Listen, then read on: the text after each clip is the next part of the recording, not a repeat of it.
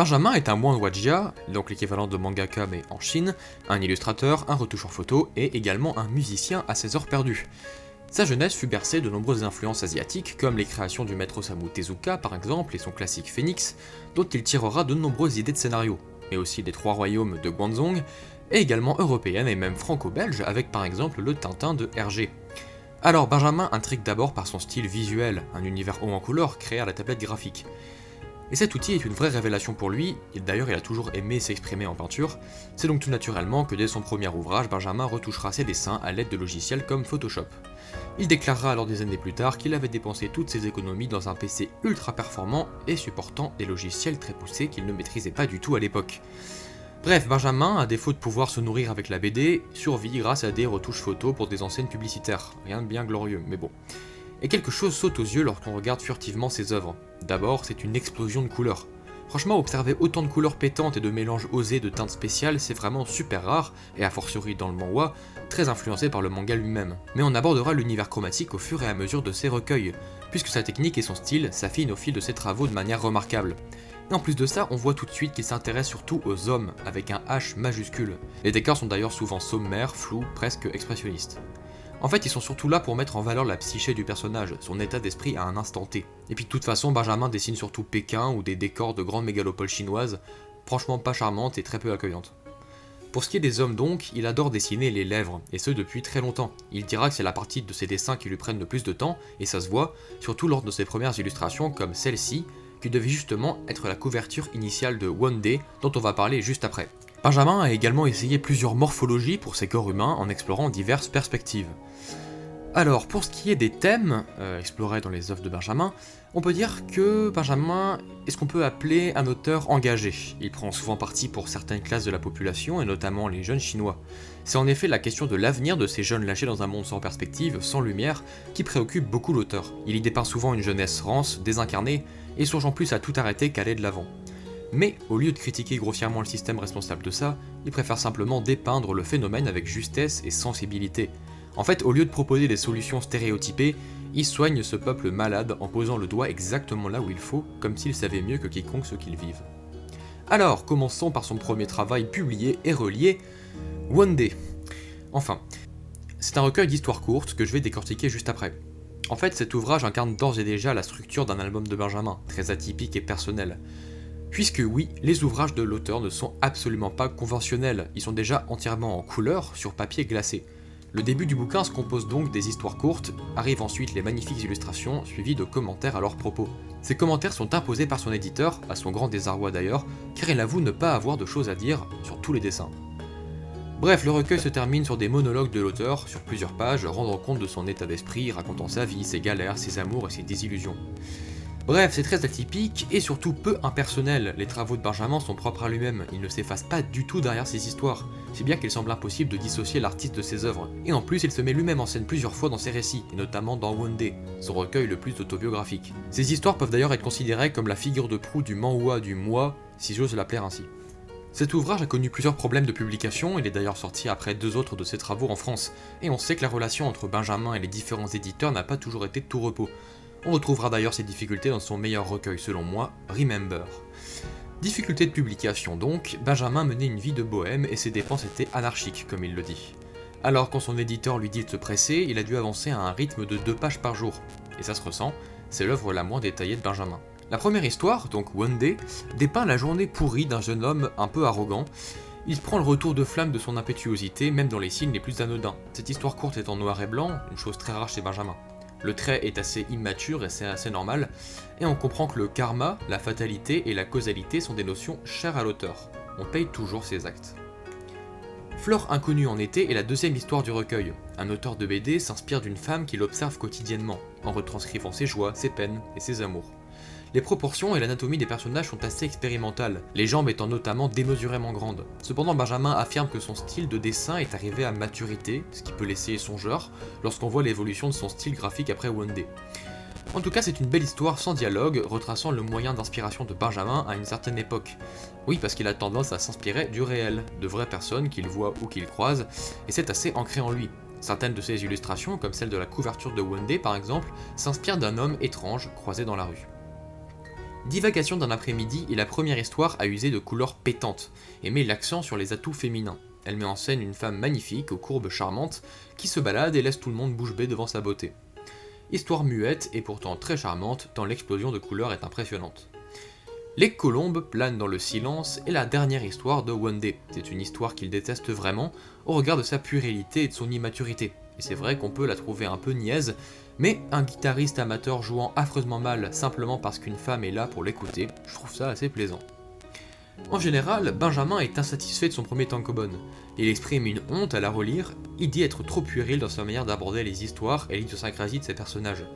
Il dit qu'un récit aussi naïf ne méritait pas forcément le succès qu'on lui a prêté. Car oui, Wondé est un succès critique et public. Et c'est assez rare qu'une œuvre reniée par son auteur trouve un réel intérêt pour le lectorat. Et on met le doigt sur une des plus grandes richesses du corpus de Benjamin, l'universalité de ses histoires. Et c'est pourtant très paradoxal parce que je vous ai dit juste avant que tous ces récits sont autobiographiques. On pourrait dire à chacun son œuvre de Benjamin, selon les sensibilités, les expériences de vie, etc.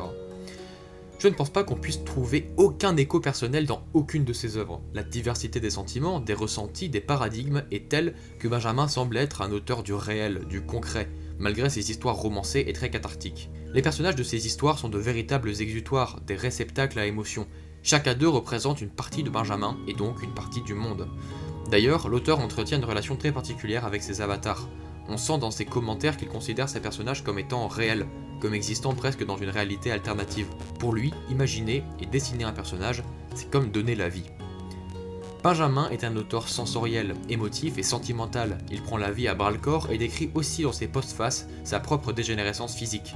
Il explique à de nombreuses reprises que le Benjamin d'antan est mort, que son cœur a perdu sa flamme et qu'il ne pourra plus donner vie au personnage de Wondé, en ayant perdu cette naïveté des beaux jours. Et de toute façon, c'est vrai que ces histoires postérieures à Wondé seront bien plus sombres et mélancoliques. Il dira même, en parlant d'une illustration de Wondé représentant un jeune homme angélique, « Je n'ai pas d'elle et je regrette le jeune gars impétueux de Wondé ». Dans la postface de Wondé, Benjamin tient ces mots, qui résonnent d'une manière particulière. La BD n'est que l'imperfection de la vie. Enchaînons ensuite avec Remember, le premier tankobon de Benjamin à sortir en France et également le premier que j'ai lu. C'est par ailleurs mon préféré et une grande BD à classer dans les incontournables, dans mon top 10 facilement. Puisque là, on peut le dire, j'ai trouvé le Benjamin qui me touche dans Remember. Remember, au-delà de ces deux histoires courtes, c'est déjà une claque graphique. Benjamin maîtrise parfaitement le dessin numérique et certaines planches sont confondantes de nostalgie. La colorimétrie est parfaite et s'incarne dans ce qu'il appelle les vraies couleurs. Ces couleurs sont justement loin d'être réelles, mais sont parfaites pour retranscrire les émotions visuelles qu'il fallait pour rendre ces histoires crédibles.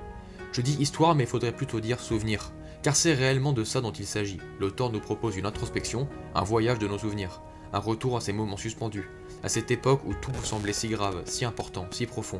Il nous renvoie dans une période que l'on regarderait avec affection aujourd'hui, alors qu'on la subissait auparavant. Et si ces histoires me plongent dans une bulle de nostalgie alors que je n'ai que 20 ans, j'ose même pas imaginer l'écho de ces deux histoires aux personnes de 30, 40, 50 ans.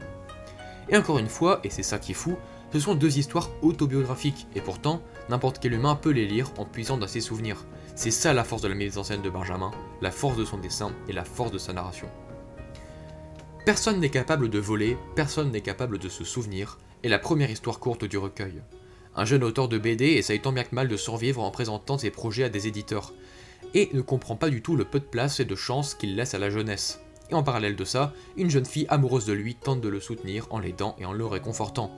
Mais l'aveuglement du jeune auteur est tel que lorsqu'il ouvrira les yeux, elle ne sera déjà plus qu'un souvenir. Cette magnifique histoire fait directement écho à son amour de jeunesse, son amour des temps de galère comme il aime l'appeler. Puisque oui, c'est encore une histoire autobiographique, et critique aussi. Benjamin y dépeint le quotidien d'un jeune auteur fougueux, désireux de voir ses planches publiées, essuyant les refus et les jours de galère.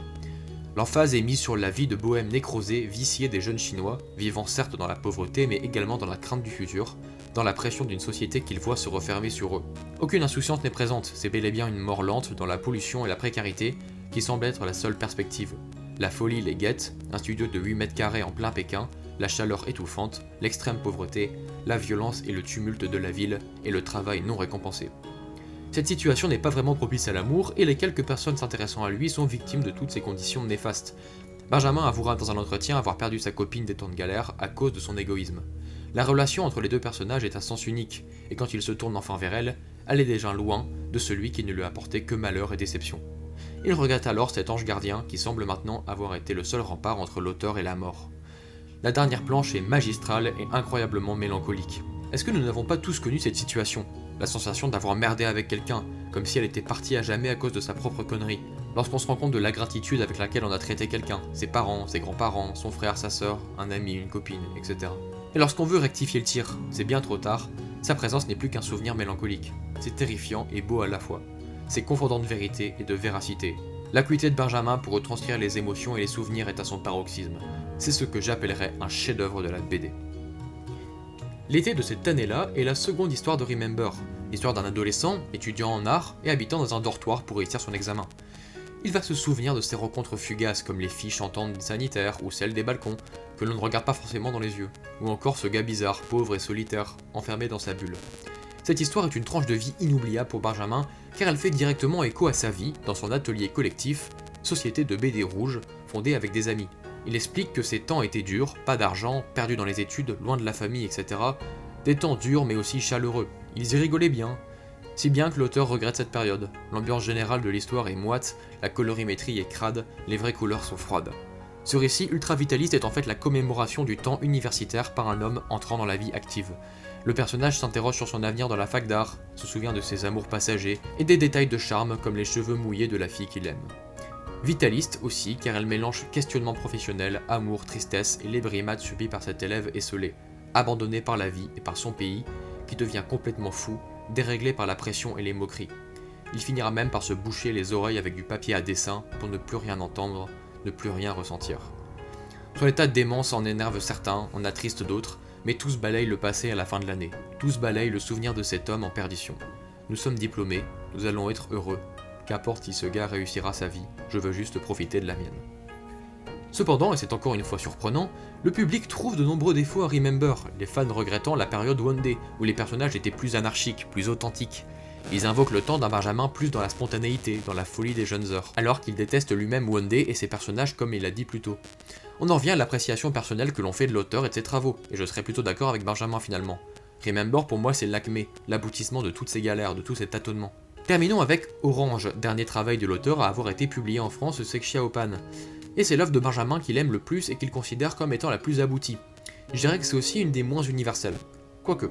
Bon déjà, elle est interdite en Chine pour les thèmes traités, le mal-être de la jeunesse prolétarienne chinoise et le suicide. C'est sûr que l'alliance des deux ne peut pas faire bon ménage et j'imagine que le gouvernement chinois ne souhaitait pas vraiment laisser le champ libre à une voix trop juste au porte-parole graphique de la jeunesse. Les autorités y voyaient sans doute un vecteur de conscience ou un potentiel déclencheur de révolte. C'est la raison pour laquelle Benjamin exprime sa gratitude aux éditions Xiaopan de pouvoir publier son travail dans un autre pays, et la chance qu'on a d'avoir accès à un grand nombre d'œuvres sans trop de censure. Mais avant d'être publiée et interdite, elle avait été refusée par l'éditeur lui-même car il la considérait trop déprimante. Orange est une jeune fille paumée, déprimée et suicidaire, à qui la vie va laisser une seconde chance. Au moment de sauter dans le vide, un homme ivre se manifeste. C'est à partir de là qu'une attirance répulsive pour ce gars va naître dans son cœur. La majeure partie de l'œuvre se concentre sur la vision du monde de Orange, qui est également narratrice. L'histoire est remplie de couleurs froides mais très profondes avec une grande dominance de bleu. C'est également une narration inversée, la fin de l'histoire se retrouvant au début du récit.